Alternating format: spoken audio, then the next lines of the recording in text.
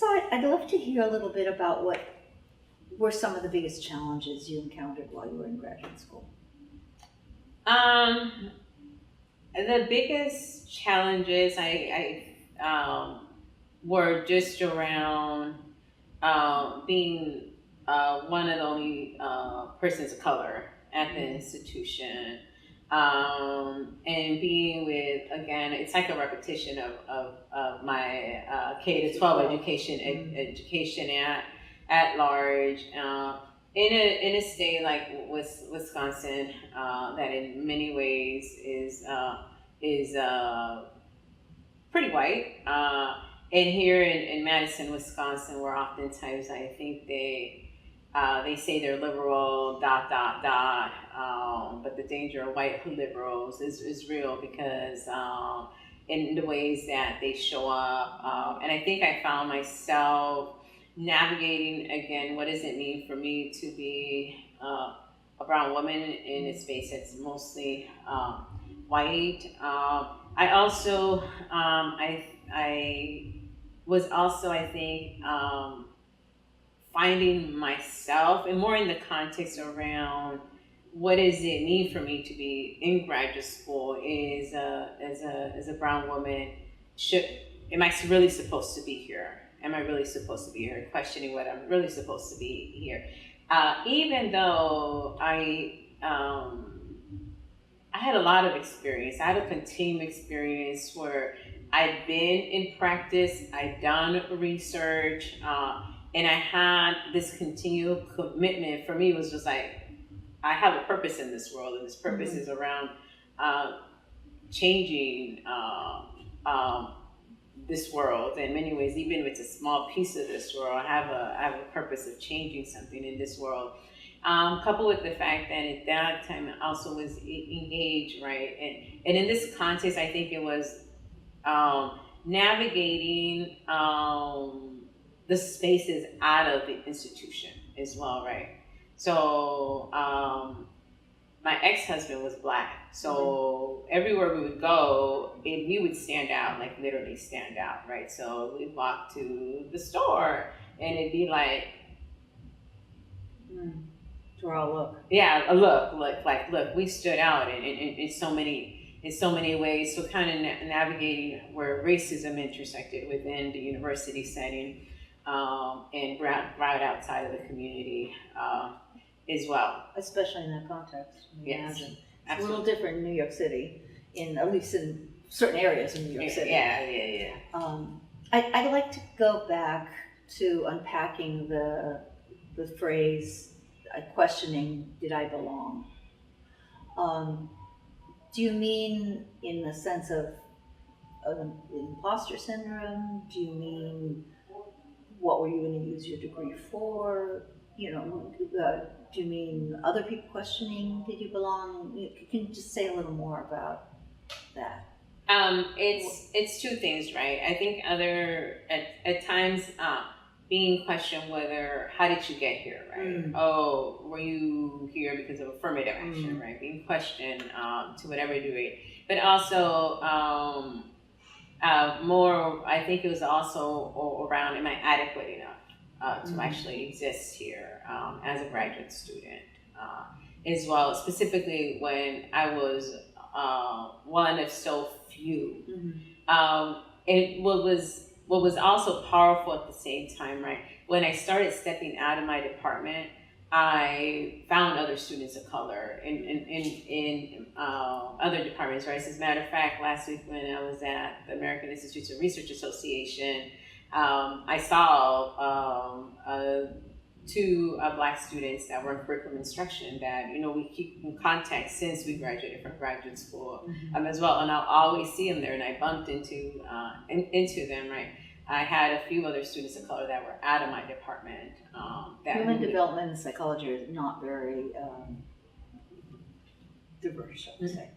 No, absolutely. Absolutely. So to that end, finding other places and spaces, I think were important, because there was those moments. And I also had an incident in my department, right? Because part of my department was I had to complete field placement out out in the community. And one year I was placed in a mental health location to train me to do mental health work and a therapist. And so the practicum person, once she met with my actual supervisor at the training site, right, two white women, there were particular ways that I think they didn't understand aspects of me around who I am culturally, right? Culturally. So I ended up getting a lower grade, and I challenged it through the university system, right? Through the university process. And even my advisor, who's a white male, he supported me in that process. He's like, there's something wrong with this. It's like, this is not acceptable. So he supported me, but they still, again, right, upheld the grade that I actually received. So it said to me in many ways, you say you want to recruit students of color, right? And at the same time, you're not ready to really prepare faculty and staff around how they're going to engage us, and that it's all right for us to challenge the ways that when we in our full selves are showing up, but you see that as problematic because we're not necessarily following whiteness, that you want us to still show up professional in terms of what white context want you to show up as, but if you show different than that, right? And we challenge that, we're a problem. And I did that intentionally because I'm like, no, actually, that grade you gave me was not the grade I actually should have gotten.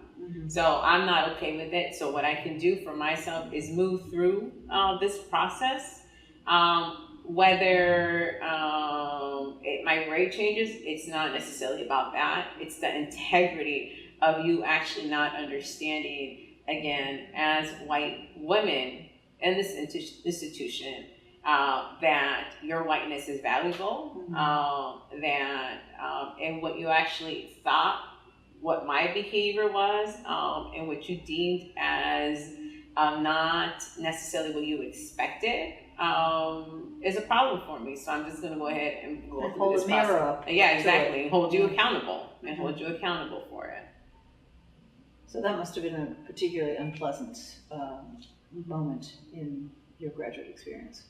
It was, and like I said, there was enough individuals I think within my department and outside of my department that I could kind of lean on. And that brings me to my next question. So there are always challenges in graduate school. What were the supports in place that helped you have a successful trajectory through graduate school? I would say it is the few faculty members who I connected with, right? I connected with that. If I have questions, I can go ask, right? If I needed advisement, support, I could go ask.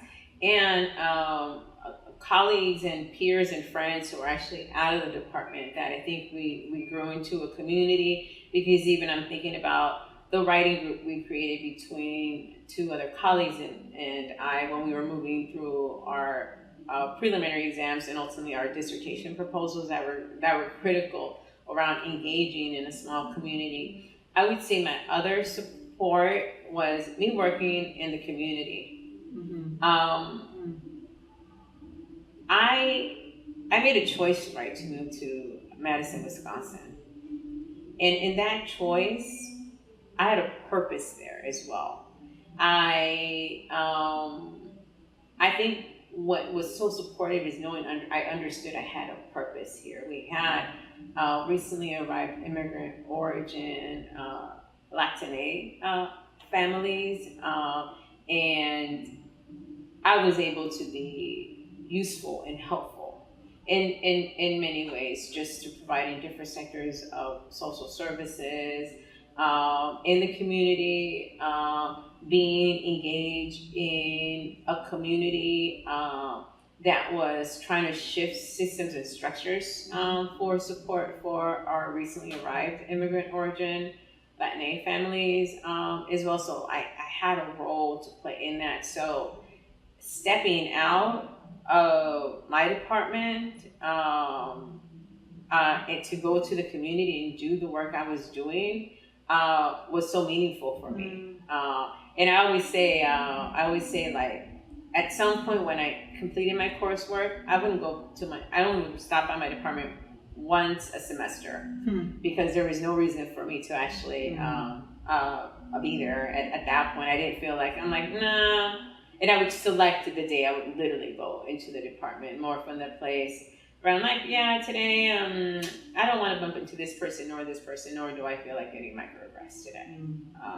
And so in that, and I think the value around locating myself with our community was energizing. Was energizing. And grounding for the work. Absolutely, and it was a lifesaver. It was a life rope for me.